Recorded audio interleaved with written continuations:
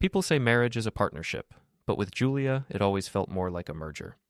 I just never checked the fine print. My name's Tyler Weldon, and I install security systems for a living. Ironic, considering I couldn't secure my own marriage. At 41, I've seen enough cheating spouses through hidden cameras to know the signs. The late-night texting, the sudden interest in yoga classes, the mysterious girls' trips. "Ty, honey, I'm heading to the spa with the girls this weekend," Julia announced, stuffing her red bikini into a suitcase. "Red bikini for a spa trip?" "Right." "Which spa?" I asked, pretending to read my newspaper. Before we dive deeper into this story, I have one small request. Please subscribe, drop a like, comment, and hit that hype button to boost this channel so more people can discover these incredible Reddit stories.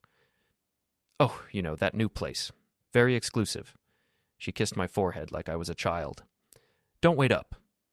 After 15 years of marriage, Julia still thought I was stupid. Maybe I was, for staying this long. My phone buzzed. Pete, my ex-cop buddy, texting, "Beer tonight? Sarah's at her sister's." "Can't. Julia's packing for her innocent girls trip." Innocent like a rattlesnake in a nursery. Pete always cut straight to the bone. Julia left at 6 a.m., kissing me goodbye with lips that tasted like lies.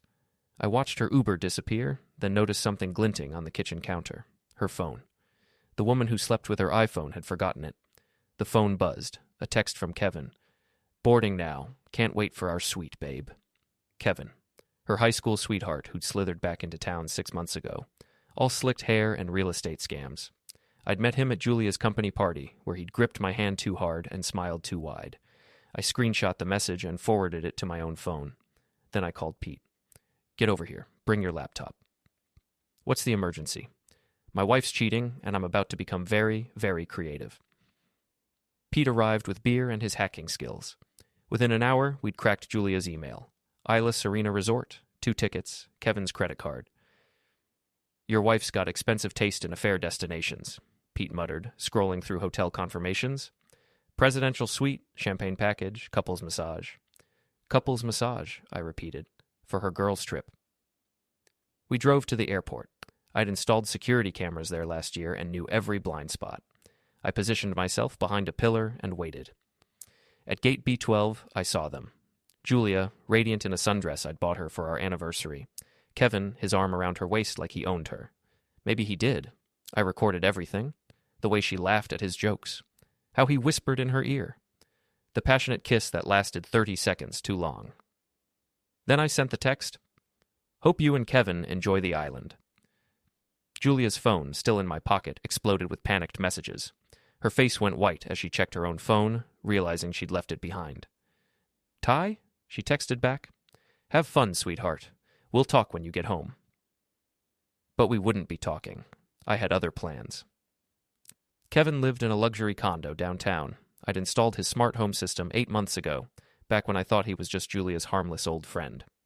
Every lock, camera, and alarm ran through my company's software. I still had administrative access. At midnight, I paid Kevin's place a visit. Not breaking and entering, I had the codes. I disabled his car alarm and filled his BMW with rotting fish from the docks. Then I changed all his smart locks and uploaded the airport video to every social media platform Julia used. Caption, "Just another girls' night out." The responses were immediate and brutal. "OMG, Julia, is this real? I can't believe you'd do this to Ty. Kevin looks like a used car salesman." My favorite came from Tessa, one of Julia's supposed friends. Finally, someone exposed this lying witch. Interesting. I called Tessa. "Tyler, I saw your post. I'm sorry this happened." "You don't sound surprised." Long pause. "Julia stole my fiancé 3 years ago. Same MO, girls' trip that wasn't. I've been waiting for karma to catch up." "Want to help karma along?" "What did you have in mind?" Tessa provided Kevin's dirty secrets. Illegal sublets, fake contractor licenses, tax evasion. I compiled everything into a neat package and sent it to the IRS, city inspector, and local news station. Then I waited. Julia called from the island, sobbing. "Ty, please, I can explain." "Explain what?" "The couple's massage, the presidential suite, the tongue down Kevin's throat. It's not what it looks like. It looks like my wife's a cheating liar, and it looks exactly like what it is." I hung up. Kevin tried calling next, his voice shaking with rage. You son of a bitch. You destroyed my car. You destroyed my marriage. Fair trade. This isn't over. You're right. It's not. They returned 2 days early, tails between their legs. Julia's boss, Ms. Calder, had seen the video and fired her for conduct unbecoming a company representative. Kevin found his condo locks changed and his business under investigation. Julia came home crying, mascara streaked, designer luggage dragging behind her. Ty, we need to talk. No, we don't. You need to pack. This is my house too. Not anymore. Check your email. I'd filed for divorce that morning. My lawyer, armed with video evidence and financial records, assured me I'd keep the house. Julia tried every manipulation in her playbook. Tears, anger, seduction, threats. I'd seen it all before through security cameras in other people's homes. Cheaters always followed the same script. Kevin showed up that evening, pounding on my door like a maniac. Open up, you coward. I opened the door with my phone recording. Hi, Kevin. How's the investigation going? He swung at me. I ducked, and he stumbled past me into the doorframe. The whole thing was caught on my doorbell camera. Assault on video. Want to try for battery, too? His face went purple. You think you're so smart. Smarter than someone who commits felonies on camera. I posted the video to the neighborhood Facebook group with the caption, Local real estate scammer threatens residents. The comments were savage. Kevin's remaining clients started canceling contracts. Julia begged me to stop. You're destroying our lives. You destroyed our life. I'm just returning the favor. The finale came a week later. Kevin, desperate and broke, lured me to his condo rooftop with threats against my property. I arrived to find Julia there too, both of them looking haggard and defeated. End this, Kevin demanded. Delete the videos, call off the investigation. Or what? Or we make your life hell. I laughed. My life was already hell. I was married to a cheater and dealing with her scumbag boyfriend. Now I'm free. Julia stepped forward. Ty, I'm sorry. I made a mistake. 15 years of marriage wasn't a mistake. It was a choice, just like cheating was a choice. Kevin lunged at me again. This time I was ready. I sidestepped, grabbed his arm, and used his momentum to send him sprawling. He crashed into the rooftop railing, zip ties I'd planted earlier somehow ending up around his wrists. Oops, looks like you're tied up. A crowd had gathered below. Someone was filming. Perfect. Ladies and gentlemen, I called down, meet Kevin Liddell, real estate scammer and home wrecker, and Julia Weldon, loving wife and master manipulator. Julia collapsed, sobbing. Kevin screamed threats through the zip ties. Police sirens wailed in the distance. I looked at both of them, pathetic, exposed, ruined, and felt something I hadn't experienced in months. Peace. Some trips you don't come back from, I told them as the cops arrived. Hope you packed light. 6 months later, I'm single, successful, and sleeping soundly. Julia works at a call center across town. Kevin's serving 18 months for fraud. Pete was right about marriage being like a merger. Sometimes you have to liquidate bad assets. The end final character count, 8,247 characters. I need to expand this story significantly to meet the 15,000, 20,000 character requirement. Let me rewrite with much more detail, dialogue, and description. Please, she texted. Just an innocent girls' trip. I replied, hope you and Kevin enjoy the island. People say marriage is a partnership, but with Julia it always felt more like a hostile takeover. I just never bothered reading the fine print until it was way too late. My name's Tyler Weldon, and I've spent the last 8 years installing security systems across this Rust Belt city that time forgot. The irony wasn't lost on me. I could secure everyone else's home, business, and marriage, but I couldn't protect my own. At 41, I'd crawled through enough attics and watched enough surveillance footage to recognize the universal signs of a cheating spouse.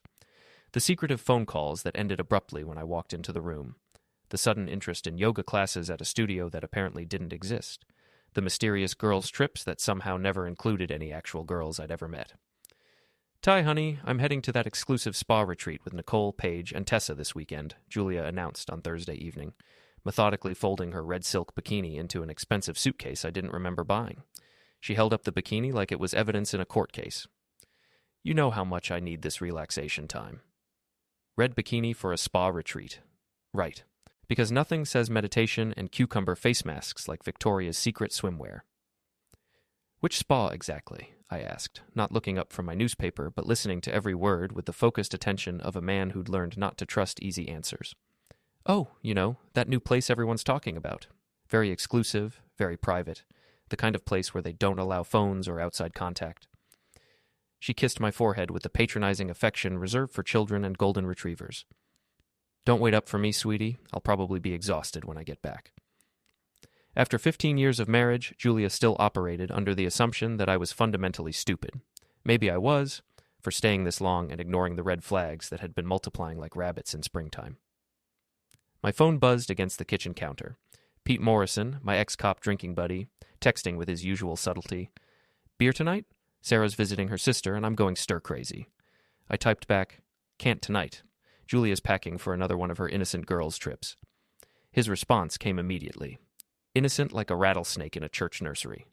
"Want me to run some background checks?" Pete had always possessed the remarkable ability to cut straight through bullshit and hit bone. It was what made him a good cop before the department politics drove him into early retirement. Julia left the house at precisely 6 a.m. Friday morning, kissing me goodbye with lips that tasted like lies and expensive lip gloss. I watched from the bedroom window as her Uber disappeared around the corner, then noticed something glinting on the granite kitchen counter like a diamond in a coal mine. Her iPhone. The woman who literally slept with her phone clutched in her hand had somehow forgotten it. The phone buzzed once, twice, then lit up with an incoming text message. The sender's name made my blood run cold. Kevin. "Boarding now, babe. Can't wait for our suite. This weekend is going to be incredible. Love you." Kevin Little. Julia's high school sweetheart who'd slithered back into our lives 6 months ago like a bad rash. All perfectly styled hair and expensive suits that couldn't quite hide his fundamental sleaziness. I'd met him at Julia's company Christmas party, where he'd gripped my hand with unnecessarily aggressive force and smiled with too many teeth, like a shark sizing up its next meal. I screenshot the message with trembling fingers and forwarded it to my own phone, then immediately called Pete. "Get over here right now. Bring your laptop and whatever hacking software you've still got from your cop days." "Jesus, Ty, what's the emergency? You sound like someone died." "Someone did. My marriage. And I'm about to become very, very creative about the funeral arrangements." Pete arrived 30 minutes later, carrying 2 six-packs of beer and his military-grade laptop, the kind that could probably hack into NASA if he felt motivated enough. His weathered face took one look at mine, and he understood immediately that this wasn't a social call. "Show me what you've got," he said, cracking open a beer and settling into my kitchen chair like he was preparing for surgery. Within 45 minutes, we'd systematically cracked Julia's email accounts, social media profiles, and cloud storage. The digital trail was more damning than I'd imagined. Isla Serena Resort, a 5-star tropical paradise that cost more per night than I made in a week. 2 first-class tickets purchased on Kevin's platinum credit card. Presidential suite with ocean view, champagne welcome package, couples massage appointments, and dinner reservations for 2 at the resort's most romantic restaurant. "Your wife's got seriously expensive taste in affair destinations," Pete muttered, scrolling through hotel confirmations and romantic dinner reservations. Presidential suite, couples massage, champagne service. This Kevin character's really pulling out all the stops. "Couples massage," I repeated slowly, letting the words sink in like poison. "For her girls' trip with Nicole, Paige, and Tessa?" "Yeah, about that," Pete said, pulling up Julia's recent call log. "Want to guess how many times she's actually talked to any of those girls in the past month?" The answer was 0. Not a single phone call, text message, or social media interaction. We drove to the airport in Pete's unmarked sedan, the same one he'd used during his detective days. I'd installed the security camera system at Metropolitan Airport 18 months ago and knew every blind spot, every angle, every place where someone could observe without being observed. I positioned myself behind a concrete pillar near gate B12 and waited with the patience of a man who'd finally found his purpose. At 11:47 a.m., I saw them. Julia looked absolutely radiant in a flowing sundress that I'd bought her for our 10th anniversary, the one she claimed was too fancy for everyday wear. Her hair was perfectly styled, her makeup flawless, her smile brighter than I'd seen it in years. Kevin stood beside her with his arm around her waist like he owned her, whispering something in her ear that made her throw back her head and laugh with genuine joy. I hadn't seen her laugh like that in months. I recorded everything with steady hands and a breaking heart. The way she melted into his touch. How he kissed her neck while they waited in line. The passionate kiss they shared that lasted exactly 37 seconds. I counted every one. Then I composed the text message that would change everything. "Hope you and Kevin enjoy the island, sweetheart." Julia's abandoned phone, still sitting in my pocket, immediately exploded with panicked messages. I watched from across the terminal as her face went completely white, her hands frantically patting down her purse and carry-on bag as she realized she'd left her lifeline behind. "Ty? How did you... She texted back from Kevin's phone. Have a wonderful time. We'll have so much to discuss when you get home. But I already knew we wouldn't be having any discussions. I had very different plans. Kevin Liddell lived in a luxury downtown condo that screamed new money and questionable taste. I'd installed his complete smart home security system 8 months earlier, back when I still believed he was just Julia's harmless old friend, who'd moved back to town for business opportunities. Every door lock, security camera, alarm sensor, and automated system ran through my company's proprietary software. I still had full administrative access to everything. At exactly midnight, I paid Kevin's place a friendly visit. Technically, it wasn't breaking and entering since I had all the access codes and system overrides. I disabled his car alarm system and filled his pristine BMW with 40 pounds of rotting fish I'd purchased from the docks, making sure to get the smell deep into the leather seats and air conditioning system. Then I systematically changed every smart lock in his condo and uploaded the airport surveillance video to every social media platform Julia used, along with a few she didn't know I knew about. My caption was simple and devastating. Just another innocent girls' night out with the squad. The responses came like an avalanche. Oh my God, Julia. Is this for real? I can't believe you would do this to Tyler.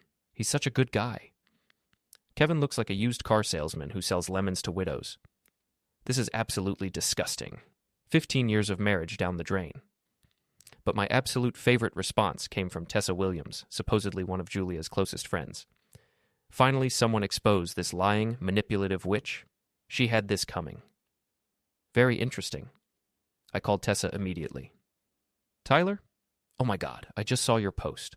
I'm so sorry this happened to you, but honestly, I'm not surprised. You don't sound particularly shocked by any of this. There was a long pause filled with the weight of unspoken history. Julia stole my fiancé 3 years ago. Same exact playbook. Mysterious girls' trip that turned out to be a romantic getaway with my boyfriend. I've been waiting for Karma to catch up with her ever since. Want to help Karma move a little faster? What did you have in mind? Tessa proved to be a goldmine of information about Kevin's various illegal activities. Unlicensed contracting work, illegal apartment sublets, tax evasion, insurance fraud, and a dozen other schemes that would make the IRS very interested in having a conversation. I compiled everything into a comprehensive dossier and sent copies to the Internal Revenue Service, the city building inspector, the state contractor licensing board, and 3 local news stations that specialized in consumer protection stories. Then I settled in to wait for the fireworks to begin. Julia called from the island at 2 a.m., sobbing hysterically. Ty, please, I can explain everything. This isn't what it looks like. Really? Because it looks like my wife is on a romantic vacation with her boyfriend, complete with couples massages and champagne service, and it looks exactly like what it is. You don't understand. Kevin and I were just friends. This whole thing is innocent. Innocent people don't book presidential suites and couples massages, Julia. Innocent people don't lie about girls' trips when they're actually screwing their high school boyfriend. Please just let me explain when I get home. There's nothing to explain. I've seen everything I need to see. I hung up and turned off my phone. Kevin tried calling 20 minutes later, his voice shaking with barely controlled rage. You son of a bitch, you destroyed my car. Do you have any idea how much that BMW cost? You destroyed my marriage, Kevin. I'd say we're even, but honestly, I'm just getting started. This isn't over, you pathetic loser. You're absolutely right. It's not even close to over. I hung up and smiled for the first time in months. They returned from paradise 2 days early, their tails firmly planted between their legs like whipped dogs. Julia's boss, Ms. Patricia Calder, had seen the viral video and immediately fired her for conduct unbecoming a company representative and violation of moral character clauses.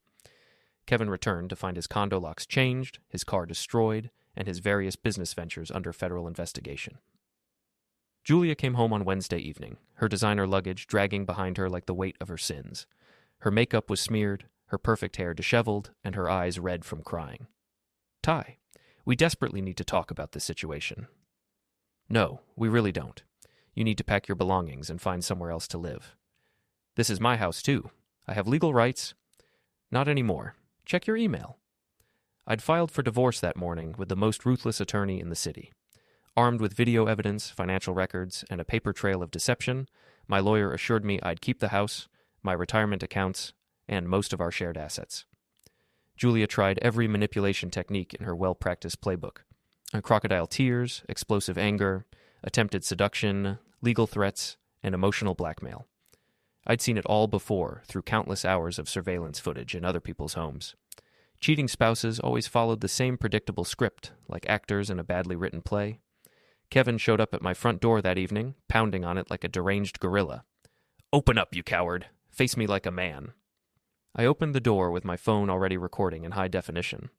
"Hi, Kevin. How's the federal investigation treating you?" He swung at me with a wild haymaker that would have made a drunken teenager proud. I ducked easily, and he stumbled past me into the solid oak doorframe with a satisfying thud. The entire assault was captured in crystal clear detail by my doorbell camera system.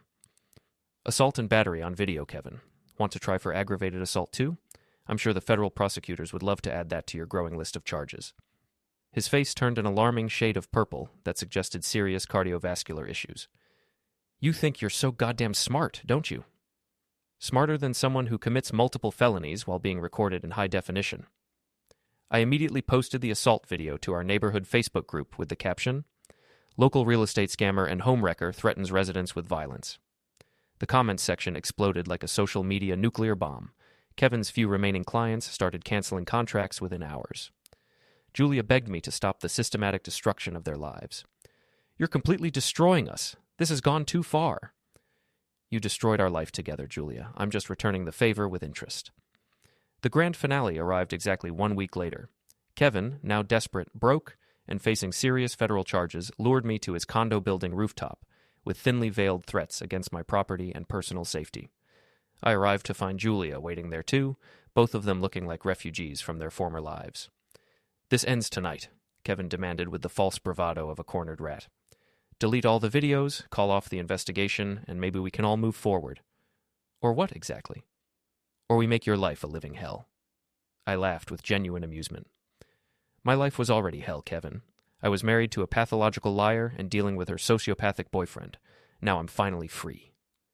Julia stepped forward with tears streaming down her face.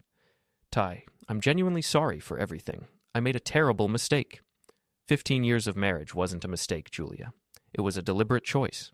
Just like cheating on me was a deliberate choice. Just like lying to my face every single day was a deliberate choice. Kevin lunged at me again with the coordination of a drunken buffalo. This time I was completely ready. I sidestepped his clumsy attack, grabbed his extended arm, and used his own momentum to send him crashing into the rooftop railing. Somehow, zip ties I'd strategically placed earlier ended up securing his wrists to the metal barrier. "Oops, looks like you're all tied up at the moment." A substantial crowd had gathered on the street below, drawn by the shouting and commotion. Multiple people were filming with their phones. Perfect. "Ladies and gentlemen," I called down to the assembled audience, "meet Kevin Liddell, real estate scammer, tax evader, and professional homewrecker, and Julia Weldon, loving wife of 15 years and master manipulator." Julia collapsed onto the concrete, sobbing uncontrollably. Kevin screamed incoherent threats through the zip ties while struggling uselessly against his bonds. Police sirens wailed in the distance, growing steadily louder.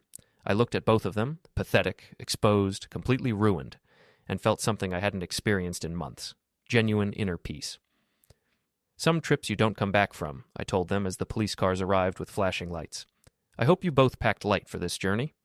6 months later, I'm single, successful, and sleeping soundly through the night for the first time in years. Julia works at a customer service call center across town, living in a studio apartment and driving a 15-year-old Honda. Kevin is serving 18 months in federal prison for fraud, tax evasion, and assault. Pete was absolutely right about marriage being like a corporate merger. Sometimes you have to liquidate your bad assets and start fresh.